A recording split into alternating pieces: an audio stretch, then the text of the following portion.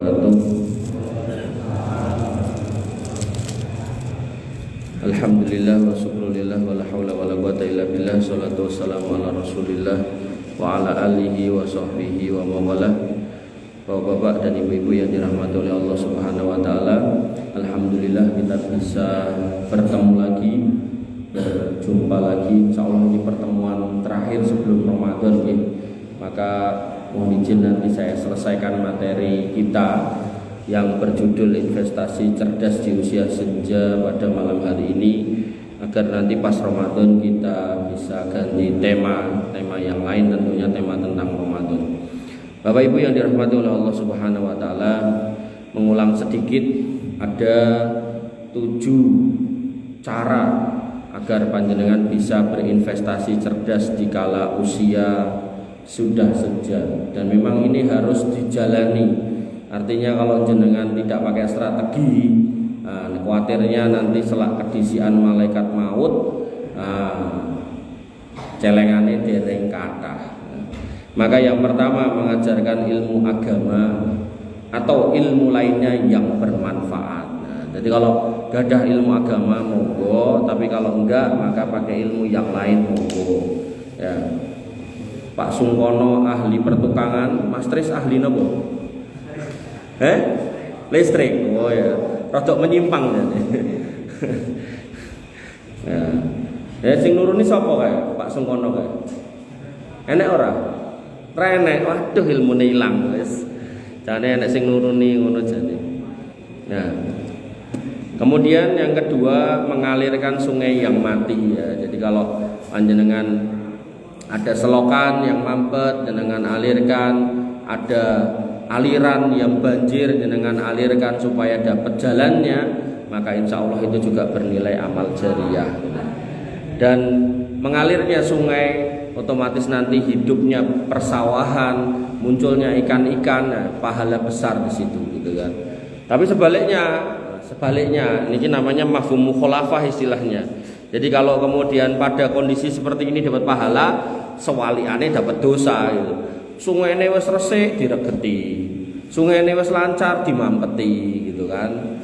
Nah, maka seperti ini justru mendapatkan dosa. Makanya sebenarnya kalau orang Islam itu paham betul Islamnya, insya Allah niku alam niku akan damai sejahtera gitu. Gak ada ceritanya perusakan lingkungan niku mboten enten. Sampai Kementerian Lingkungan yang perlu gak usah dibikin ya. Tapi karena kadang wong Islam ya ora paham karo Islame, akhirnya golek iwak cethul wae dadak nganggo indrin gitu. Padahal diserok ya iso gitu. Kemudian yang ketiga, nek panjenengan masih ingat, yaitu menggali sumur.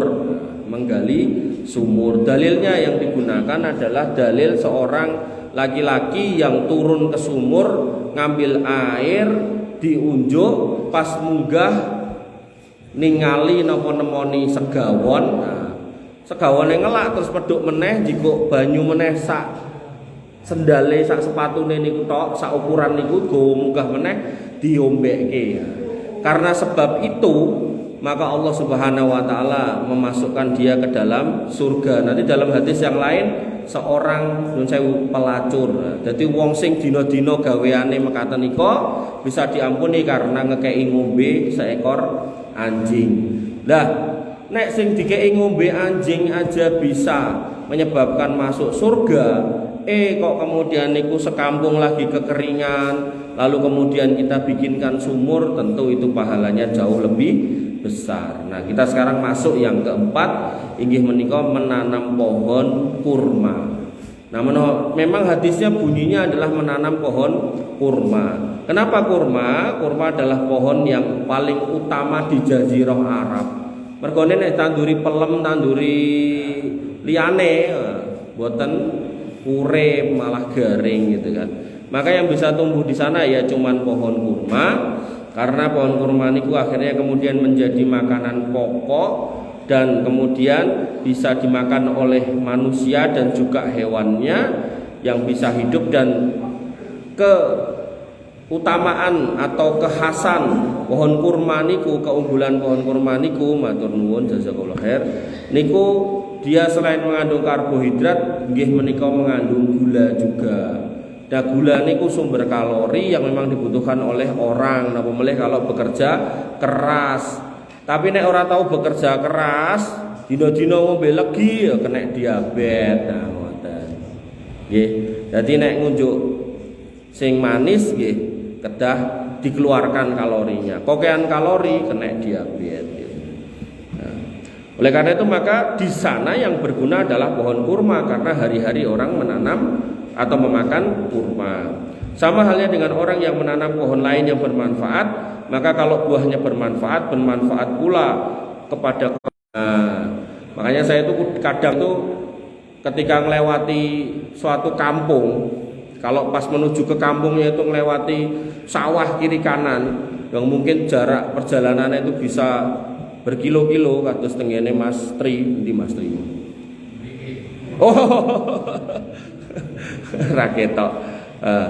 Kuwi jane nek sepanjang jalan niku kemudian ditanduri pohon misal jati ngoten setiap jarak 10 meter. Terus janji niku sekampung ra entuk dibabat gitu kan nek urung 20 tahun gitu kan. Maka begitu dibabat entuk puluhan atau ratusan wit jati kan tinggal didol, tinggal mengke napa sing dikersake ning kampung mriku. Napa gawe masjid sing apik, napa dingge nyekolahke lare-lare ten mriku, napa-napa ngoten. Kadang ya malah pilih dijarke wae gitu. Jadi bertahun-tahun lewat jalan situ ya ngono-ngono wae gitu.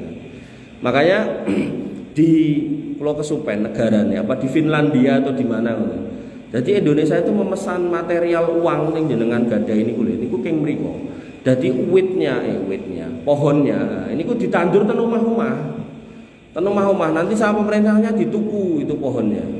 Terus jadi bahan baku niku, arto niku dibeli sama percetakan uang negara itu kemudian dicetak jadi uang-uang kita nih. Apa iso ditandur ning Indonesia jane nggih saged gitu kan. Ning mungkin ya orang sana juga nggak mau kehilangan mata pencarian jadi bibitnya ra dikeki gitu. Makanya kados buah-buah saking Cina niku sosok nek sadurunge dikirim ngoten niku pripun carane supaya nek ditandur mriki mboten tukul. Jal coba enek sing nandur apel Cina ora gitu. Ketoke ra enek, paling buah naga. Ya, itu bagian dari politik ekonomi memang gitu kan. Nah, artinya kalau misal kan mriki ada jalur umum yang kemudian kosong ya, bisa itu ditanduri nopo gitu kan. Yang nanti buat perjanjian sekampung.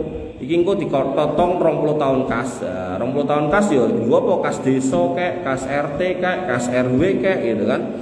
Nah, barangkali nanti 20 tahun lagi butuh apa lah itu bisa dijual ngoten nggih. Maka apapun yang bisa kita tanam. Nah, apapun yang bisa kita tanam gitu kan. Bahkan dalam sebuah hadis dikatakan kalau kamu tahu besok itu kiamat, maka mang nancepke tanduran siji mawon. Nah, gitu. Nanti dalam hadis bab nikah beda lagi. Kalau saya tahu besok saya mati, maka sekarang saya nikah.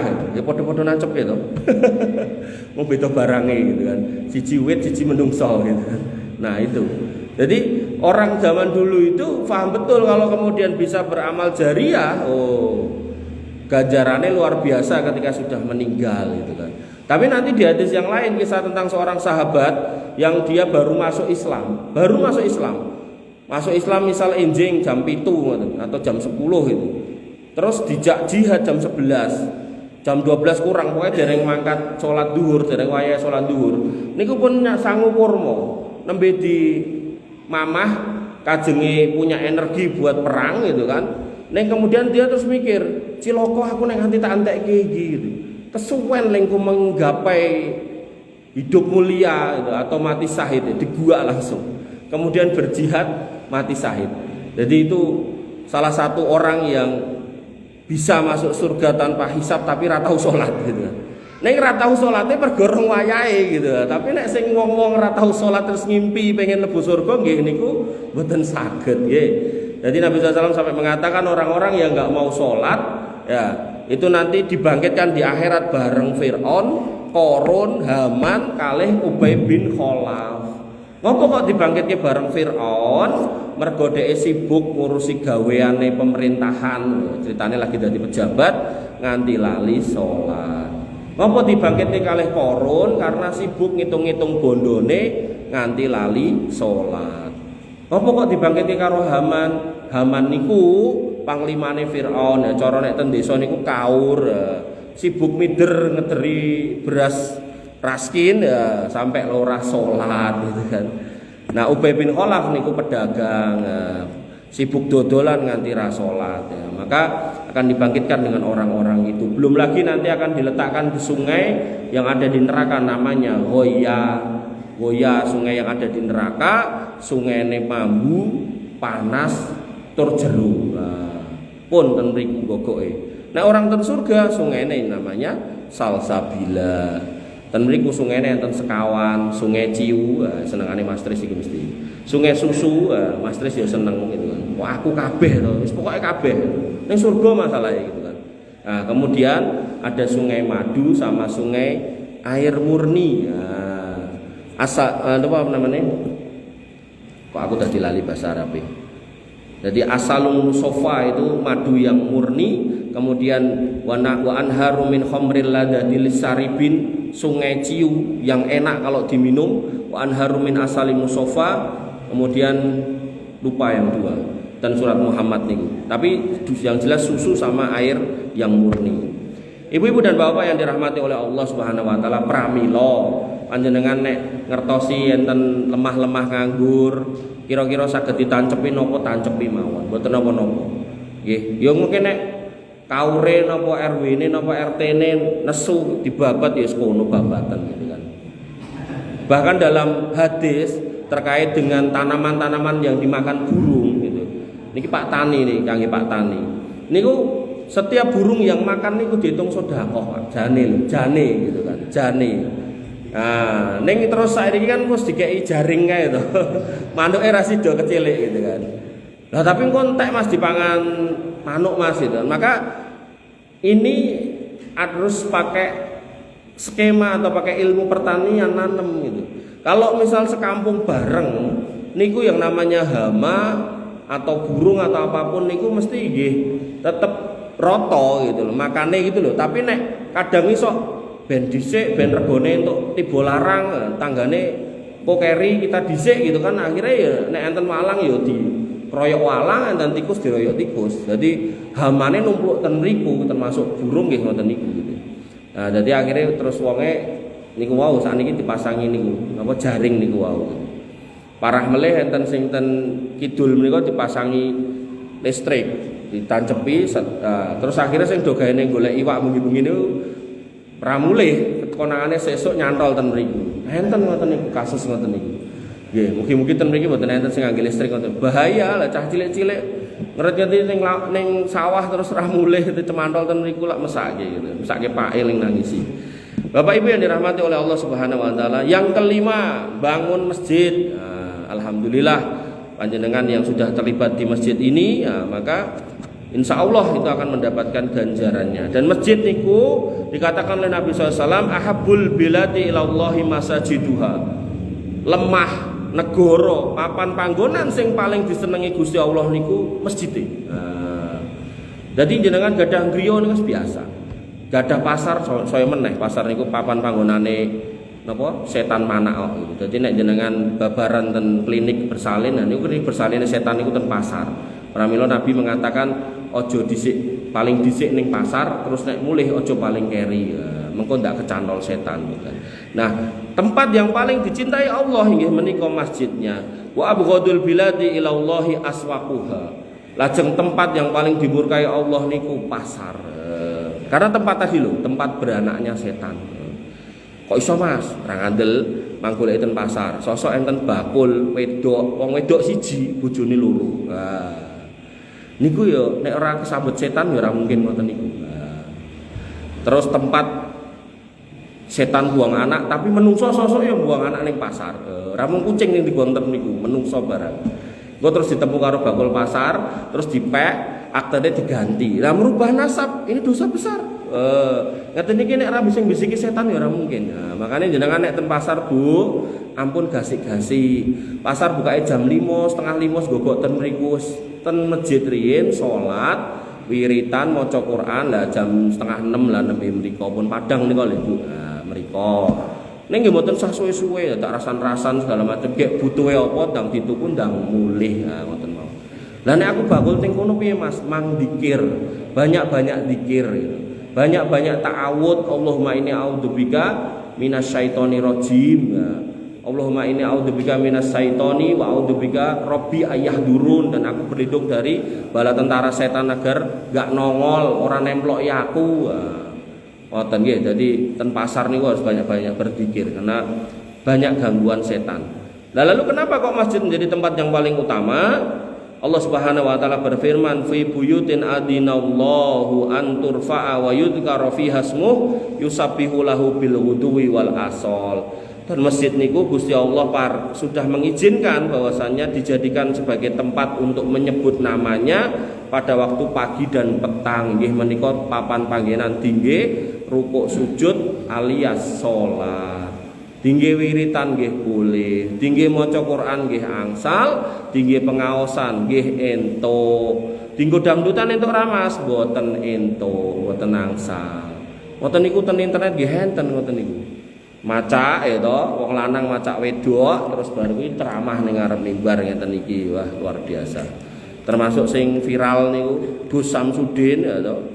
Jenengan nek ngefan nggih pun Mang Prai Bu niku ngajari wong wedok rasah dinikah iso dimek-mek rapopo sing penting seneng karo seneng gitu.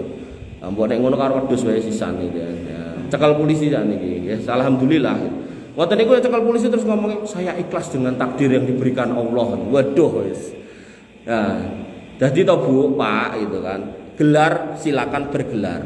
Mau doktor, profesor, mau gus, mau kiai, mau ustadz silakan gitu kan. Jenengan kenal orang-orang dengan gelar itu monggo. Tapi apalah artinya gelar ketika kemudian yang disampaikan tidak sesuai dengan yang disampaikan Nabi Shallallahu Alaihi Wasallam. Pramila Nabi niku paring pepeling gitu kan. Man kadzdzaba alayya muta'ammidan falyatabawa maq'adahu minan nar. Sapa wonge sing wani-wani ngomong ning ora pernah aku ngomong kaya ngono, wani-wani ngajari ning kuwi dudu ajaranku. Hati-hati lingguh ning neraka. Lah wong jelas kok. Wong lanang demok wong wedok niku kata Nabi kuwi luwih becik sirahe dicoblos nganggo dom kok. Ngoten kok ya terus malah dimek-mek gitu kan. Ora mung demok nyenggol, dimek-mek, diambung-ambung barang gitu. Nanti sing wedok ya bingung. Kayak gini boleh toh? Ya saking bodohnya wong kan. Ya, makanya pentingnya majelis niki lho Pak Bu. Pentingnya majelis niki. Makanya ada orang yang tapi tenan apa ora kula mboten ketemu wonge. Mung critane kok ya lucu. Jadi ada seorang laki-laki yang dia punya bapak. Bapaknya udah nggak punya istri, berarti pun duda. Nah, anggaplah kula sing laki-laki ne, bapak kowe ampun kula lah. Wong contone elek. Nah, laki-laki niki duwe bapaknya pun duda. Nah, terus kula meneh. Si anake iki ngrabi seorang janda, gitu. Berarti pun nikah resmi. Terus si janda punya anak. Niki mengke kula pengen ngertos Mas Triyono apa Triyanto to lah ya. Triyanto. Iki duwe ilmu kurang. Tak ngombe sik. Nah, terus si anak itu tadi udah nikah dengan janda. Jandane duwe anak wedok. Nah, terus anak wedok iki mau dirabi karo bapakane iki. Nah, mrene nyeluke kan istri, mrene nyeluke anak. Anak ngerabi bapak gitu. Berarti kan iki anak yo mbok. Terus bar kuwi kene duwe sangka iki mau duwe anak gitu. Kudune kan nyeluke putu, tapi karena anake bapake berarti nyeluke adik. Ruwet banget to. Nah, kuwi salahe ning endi? Pertanyaane niku. Enek hadiah ra iki? Sik tak jukuk ke hadiah.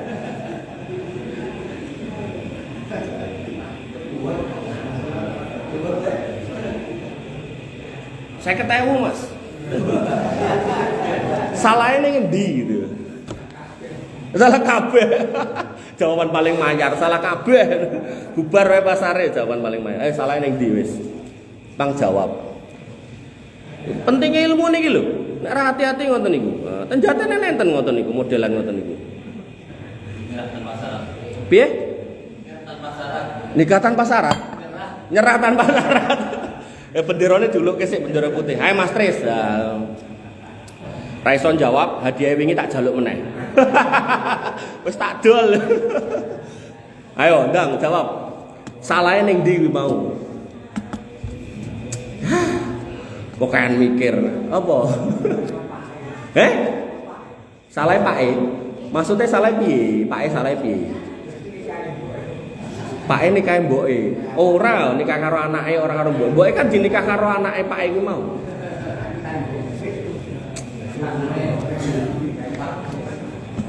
Jenengan aja mbayangke sing jaten kae, sing jaten wis ben gitu kan.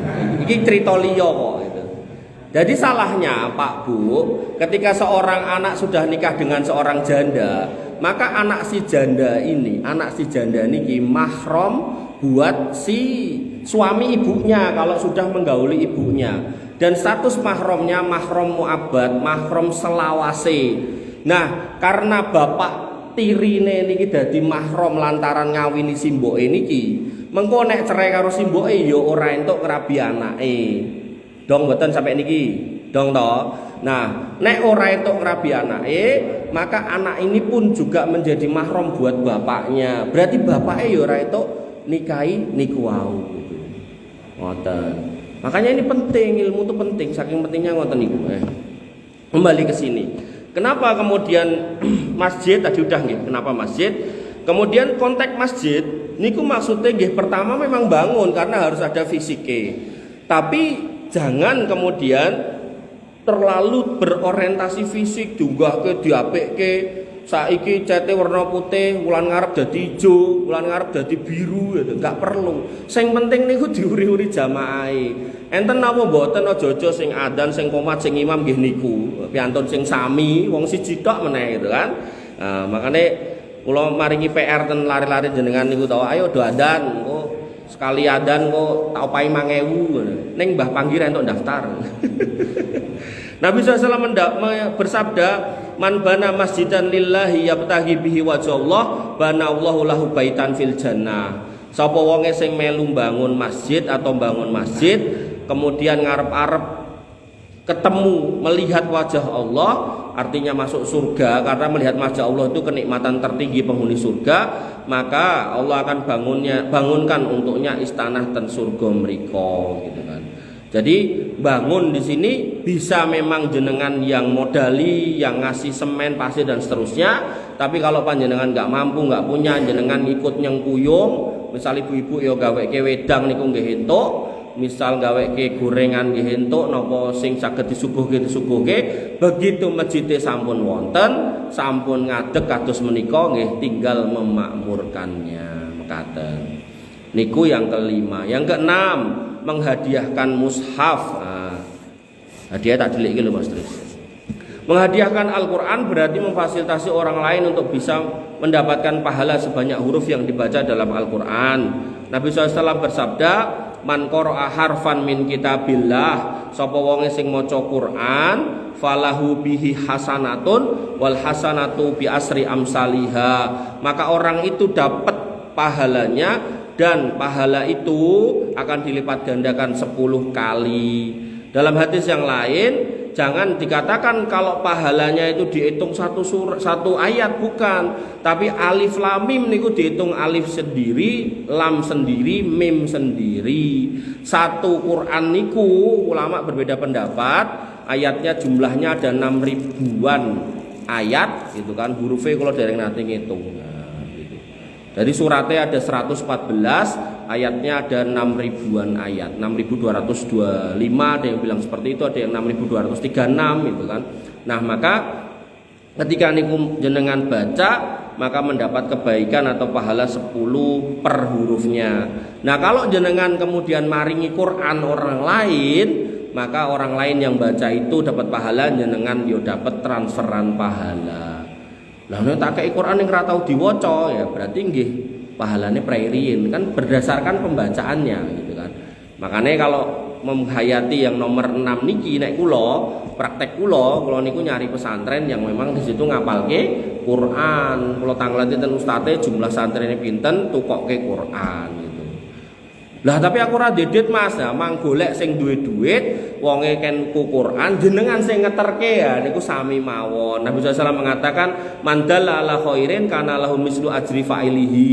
Sapa wonge sing ngeterke kebaikan, nyengkuyung kebaikan, jadi perantara terjadinya kebaikan, maka dia akan mendapatkan pahala orang yang mengerjakan. Ngoten.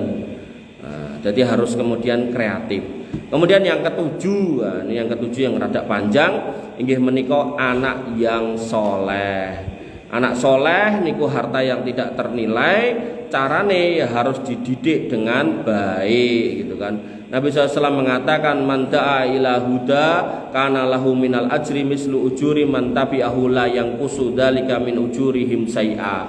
Sapa wonge sing kemudian mendidik kebaikan, maka orang yang melakukan kebaikan itu akan mendapatkan pahala, maka yang mengajarkan juga dapat pahala yang sama tanpa mengurangi pahala yang menjalankan. Artinya nopo? Syekhul Islam Ibnu Taimiyah mengatakan bahwasanya An-Nabi sallallahu alaihi wasallam lam yaj'al li abin masalu amali jami'i ibnahu. Nabi itu enggak pernah memberikan sebuah permisalan yang baik kecuali bagaimana seorang bapak itu akan mendapatkan pahala amal dari anaknya. Makanya pas kula enten pengawasan teng daerah Purwokerto mriku ada ibu-ibu yang nanya, bagaimana hukumnya ketika saya mau sedekah? Apakah saya sedekah atas nama saya atau sedekah atas nama bapak saya? Karena ada ustadz yang mengatakan sing bener iki sedekah atas nama saya, nanti bapak saya dapat pahalanya. Tapi ada ustadz juga yang mengatakan bisa sedekah atas nama bapak saya biar bapak saya dapat pahalanya.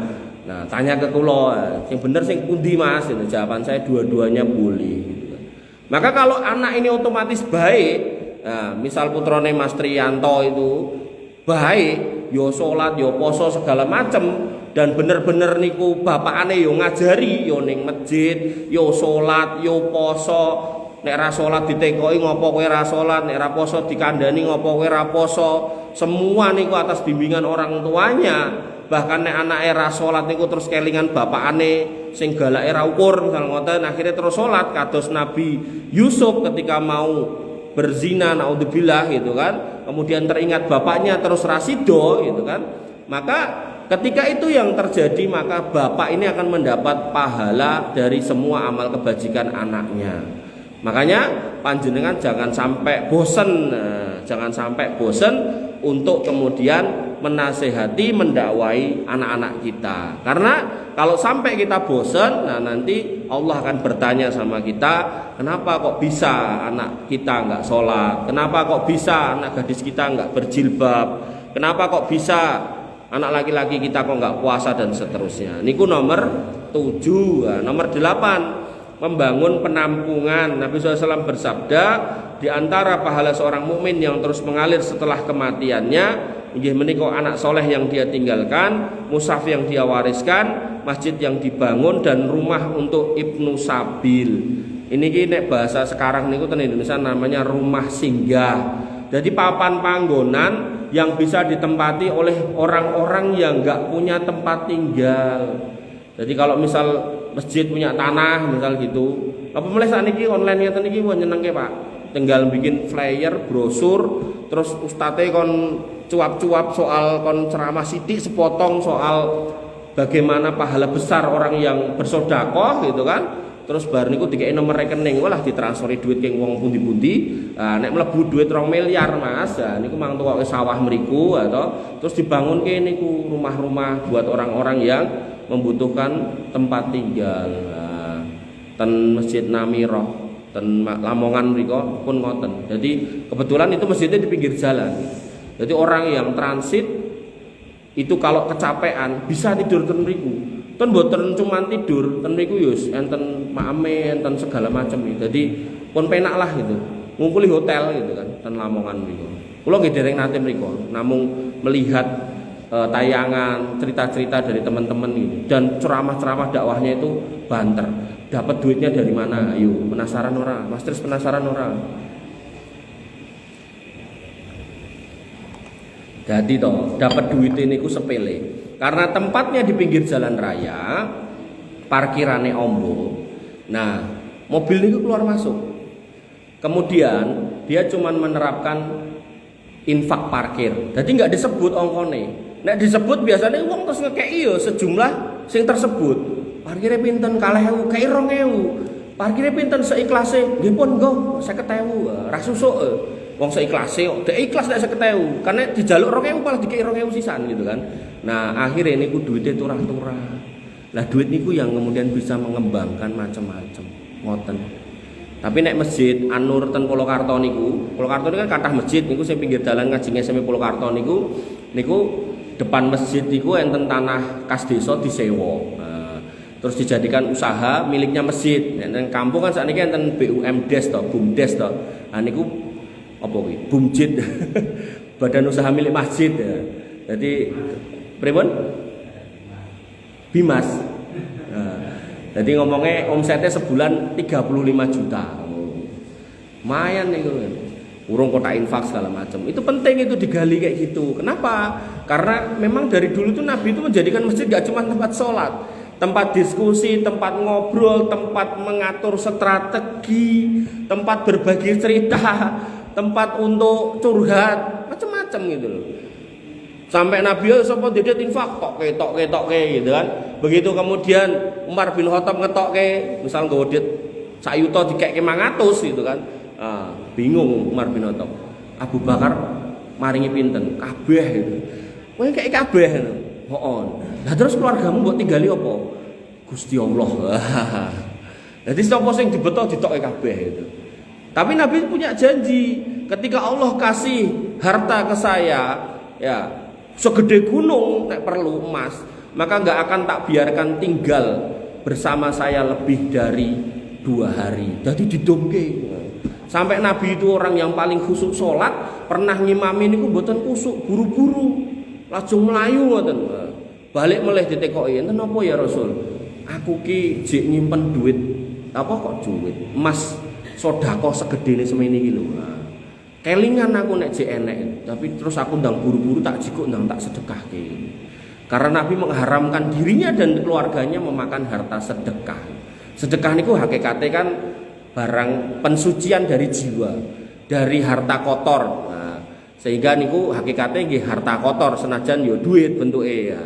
Nah, Nabi mengharamkan dirinya dan keluarganya memakan harta sedekah. Pramila mboten purun gitu kan. Tapi kalau hadiah mau gitu kan. Nah, maka membangun tadi tempat untuk menginap orang-orang yang tidak punya tempat, termasuk membangun tempat-tempat untuk orang-orang majelis ilmu. Jadi orang-orang yang tidak sekolah ten Madinah mereka sing gratis tentune niku kan kadang sangune pas-pasan sok beto garwa ngoten niku. Itu orang-orang Arab berlomba-lomba untuk nambahi gitu. Nah, mulai nek misal beto kitab pun lulus aja ngirim randidit niku tinggal mendatangi beberapa orang yang memang terkenal baik. Wah niku langsung dikai duit sekian ribu rial, sekian ribu rial buat ngirim ke kitab-kitab niku lho. Karena ya namanya ilmu, dia di sana nyari ilmu, ilmunya tertulis di kitab masuknya ditinggal gitu. Nek mahasiswa Indonesia yang mentolo didol. Ning kene maksudnya, ning tunika nggih tetep dikirim mriki gitu. Jadi saya punya teman itu direwangi ten Arab buat belajar, tapi bukan lewat jalur pendidikan, tapi lewat jalur TKI gitu kan. Niku gajine nggo tuku kitab Mas itu. Begitu kemudian udah beli kitab, pulang deh. Tak jemput di bandara niku pertama kali omongan setelah 2-3 tahun ra ketemu ya, pinjem dulu 1 juta. Tapi 2 tahun 3 tahun ning Arab orang didit tak nggo tuku kitab. Wah luar biasa.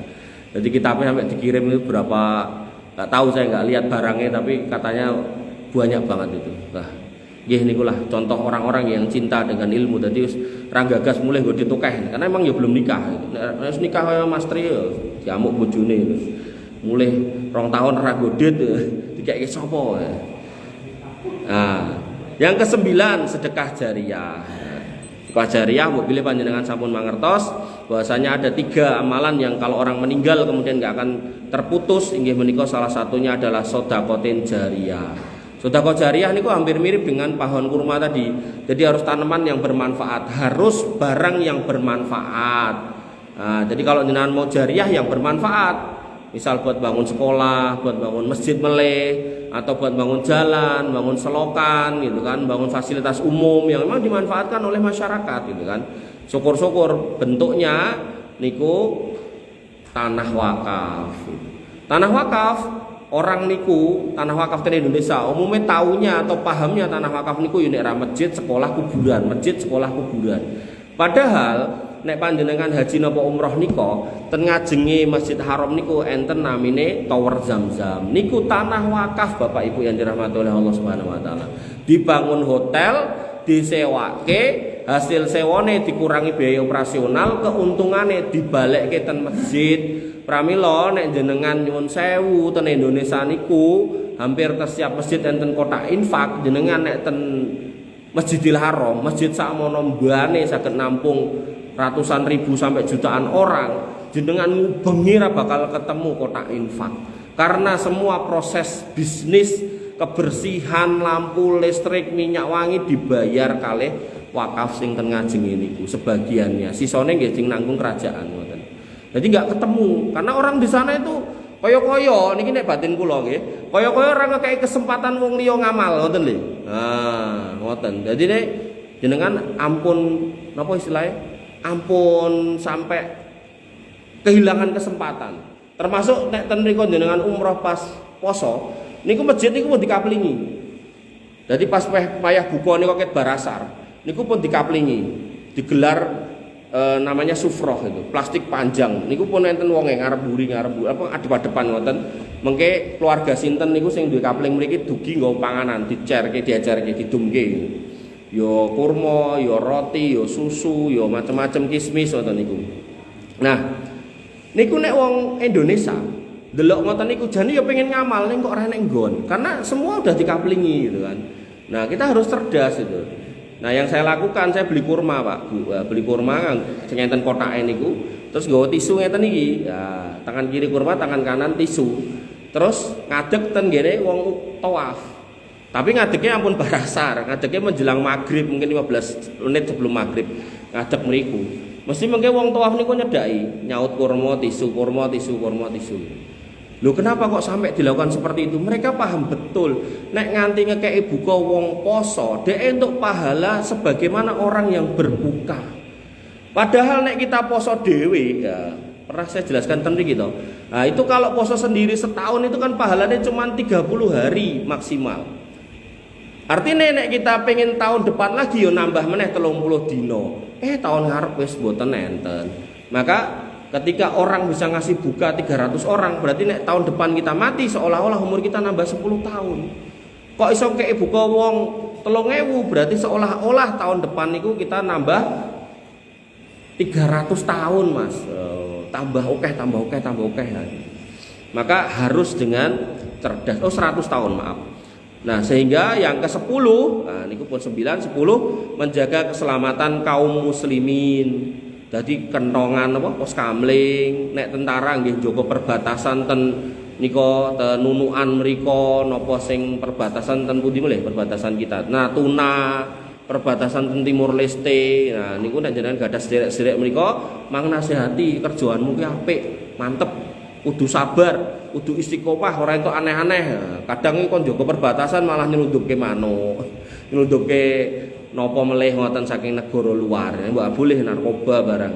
Nah, maka Nabi SAW mengatakan ribatu yaumin wa lailatin khairum min siyami sahrin wa qiyamihi wa in mata jaro alaihi amaluhu alladhi kana ya'maluhu wa ajri alaihi rizquhu wa amina fattana. Sapa wonge sing jaga perbatasan sedina sewengi, jenengan jaga kampung sedina sewengi, maka itu lebih baik daripada poso kali tahajud selama setahun. Kok pas jogo panjenengan sedo. Nggih niku pas jogo rasa nganggo mendem, rasa nganggo main, rasa nganggo dominonan, ra usah. Bener-bener jogo niatnya untuk menjaga kaum muslimin ben enggak ada kejelekan yang terjadi ten kampung mriki gitu kan. Maka kata Nabi, kok nganti mati, maka pahalanya akan ngalir terus. Demikian juga rizkinya dinggo anak turune ngalir terus. Dan piantun niku wau sing jaga perbatasan, sing jaga lingkungan, sing jaga keamanan orang-orang Islam kanthi ikhlas, dia akan selamat dari fitnah. Fitnah ten pundi? Ten kuburan. Gak akan ditanya mungkar nakir, gak akan ketemu dengan dajjal, gak akan kena hadap kubur, gak akan kena siksa neraka. Luar biasa pahalanya. Nah, kesimpulannya kalau diringkas, semua yang kita sudah sampaikan 10 hal niku wau disampaikan dalam bentuk syair oleh Imam As-Suyuti, idza mata ibnu Adam laisa tajri. Kalau ibnu Adam menungso kuwi mati, maka tidak ada yang bisa ngalir terus, tajri alaihi min fi'ali ghairi asrin. Maka tidak ada yang ngalir kecuali 10 hal, yaitu pertama ulumun basaha wa du'a'u nahlin wa gharsun nakhli wa du'a'u najli wa gharsun nakhli, yaitu ilmu yang dia sebarkan, doa an-najli anak keturunannya, wa gharsun nakhli nandur kurma, was sadaqatu tajri dan sedekah jariyah, kemudian wirasatu mushafin wa ribatin taghrin, dan kemudian mewariskan Quran mushaf, kemudian menjaga kaum muslimin dari hal-hal yang buruk, menjaga perbatasan, kemudian wahafrul bi'ri duduk sumur membuat pengairan, au ijra'a nahrin membuat pengairan, kemudian wabaitin lil ghoribi dan gawe tempat singgah dienggo wong-wong sing randuwe omah, banahu yakwi yang dia bangunkan untuk orang-orang yang tidak punya, ilaihi au banahu mahalli dzikrin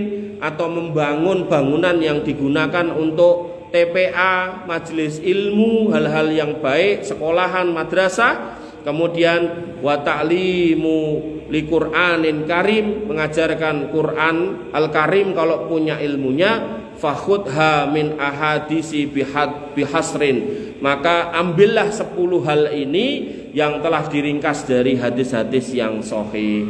Saya ulangi nggih, yang pertama ilmu yang bermanfaat, yang kedua doa anak yang soleh, menanam kurma atau tanaman yang bermanfaat, sedekah jariyah, mewariskan atau membagikan mushaf, kemudian menjaga perbatasan, duduk sumur, ngalirkan sungai, masuk dalam 1 poin, kemudian membangun tempat singgah buat orang-orang nggak punya rumah, orang-orang musafir, orang-orang ibnu sabil, orang-orang yang menuntut ilmu, kemudian membangun majelis zikir, ngaten niki masjid pun enten ben ra sepi, terus dimulai dina Senin niki, dina Selasa niki, dina Rebo niki dan seterusnya ngoten. Nah, kemudian mengajarkan Al-Qur'an Al-Karim. Jadi dicek masyarakate, udah bisa baca belum? Belum bisa, tekake guru sing ngajari maca. Oh wis maca. Lancar belum? Belum lancar, tekake guru tahsin. Oh udah lancar. Kemudian masuk ke wilayah tafsirnya, tekake guru tafsir. Nah, seperti itu. Itu terjadi dan Masjid Baitur Rahman. Jadi ibu-ibu pun sepuh-sepuh niku. Dugi ten kula tat niki ibu-ibu pun belum bisa baca terus jadi bisa. Bacanya enggak lancar sudah ditafsir lancar. Nah, sakniki dereng enten sing ngajar tafsir, mengajar tafsir. Alhamdulillah. Ngoten. Maka orang yang nekani kula sik dhewe niku terus enten majerise terus sampai sakniki enten, maka senajan piyantone misal mboten mangkat karena udur, mungkin sakit, mungkin ada urusan, maka pahala ngalir gitu. Tinggal sing dugi niku misal wong 30 ya garek ngitung cacahe ngoten.